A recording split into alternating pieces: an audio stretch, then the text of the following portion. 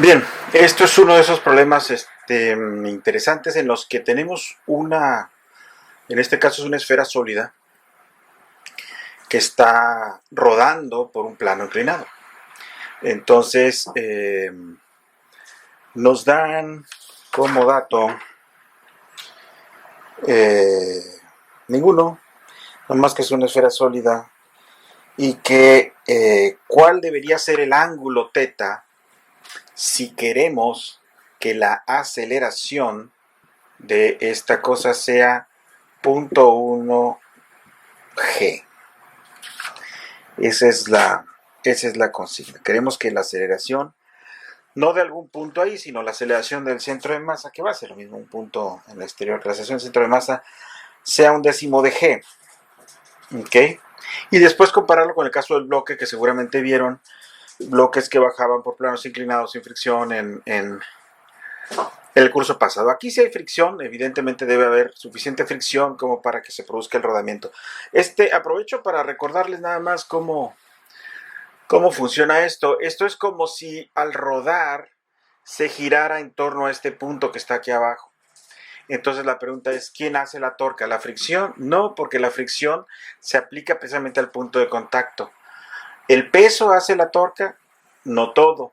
Una parte del peso es una componente que es perpendicular al plano y entonces esa parte lo único que hace es compensarse con la normal.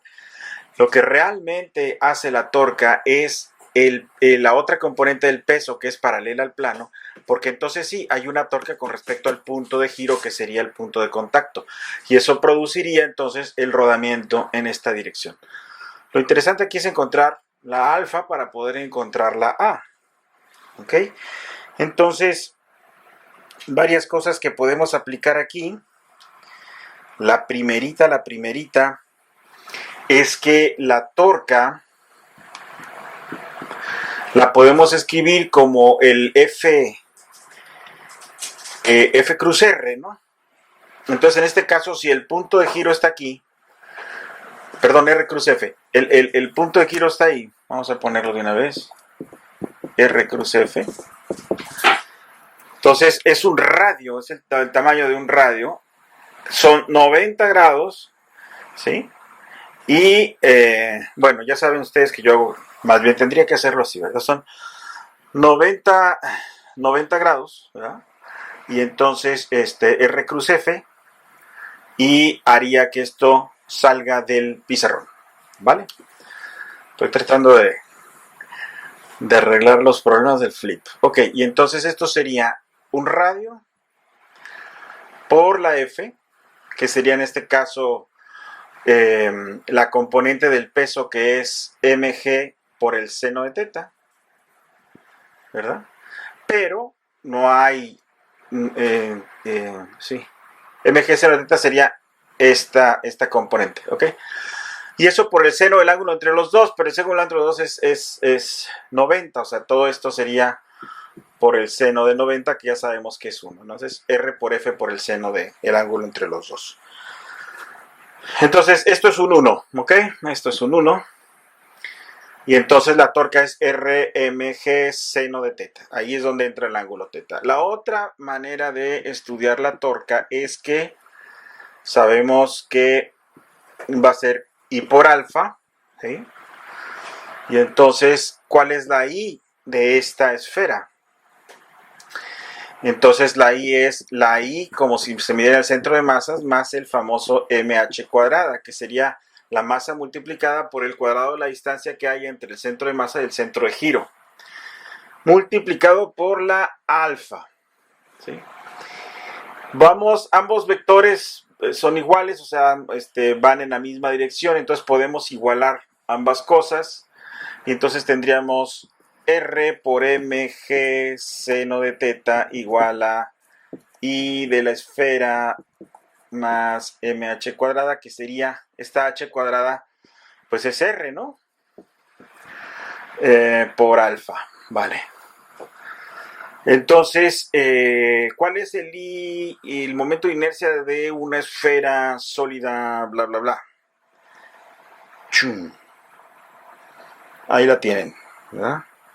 Son 2/5 de mr cuadrada. Entonces, esto es rmg seno de teta igual a 2/5 de mr cuadrada más mr cuadrada por alfa. Déjenme escribir nada más esta m como igual, ¿no? En ambos casos, porque es la misma m. Y entonces aquí me queda algo muy igual. Ahorita lo voy a desaparecer porque 2/5 más un entero serían 7/5. Entonces mrg seno de teta es igual a 7/5 de mr cuadrada por alfa. ¿Vale? Y hay que recordar que alfa por r es a. Entonces puedo matar esta m con esta m, una de estas r's con una de estas r's, y alfa por r es la aceleración esta de aquí. Entonces g seno de teta igual a 7/5 de a. Pero resulta que a vale 1/10 de g. Vamos a escribirlo así. Sería 7 entre 5 por 1 entre 10 g. Entonces g mata g. Y me quedaría seno de teta igual a 7 entre 50. O sea que teta es seno a la menos 1 de 7 entre 50. Y eso más o menos me debe dar como 8 grados. Pelusa, quieta. Aquí nuestra amiga Pelusa, que le encanta la física, acaba de golpear la lámpara, no pasa nada. Bien, entonces significa que con un ángulo pequeñito vamos a poder, con 8 grados, vamos a poder tener que esta cosa se vaya rodando por la rampa, y la aceleración que va a ir teniendo sería 1/10 de la gravedad. ¿Cómo se compara eso con un bloque? ¿Verdad? ¿Cómo se compara con un bloque?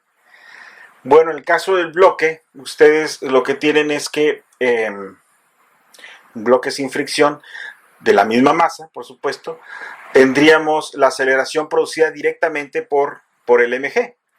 O sea, es decir que en el caso de un bloque, tendríamos que mg seno de teta sería directamente la masa por aceleración. ¿Ok? Entonces, esto me llevaría a que el seno de teta fuera directamente a entre g. Por lo tanto, esto sería 1/10, ¿no? 1/10, o sea, 0.1. Y eso me lleva al tener un ángulo un poquito más, un seno un poquito más chico, pues sería también un poquito más chico, 5.7 grados. ¿Ok? Y entonces el ángulo es más chico, quiere decir que es más fácil que se resbale un bloque en un plano donde no tiene fricción, a que en un plano con fricción ruede una esfera. Y esto es porque no solo hay que vencer la inercia de la masa del objeto, sino hay que vencer la inercia rotacional.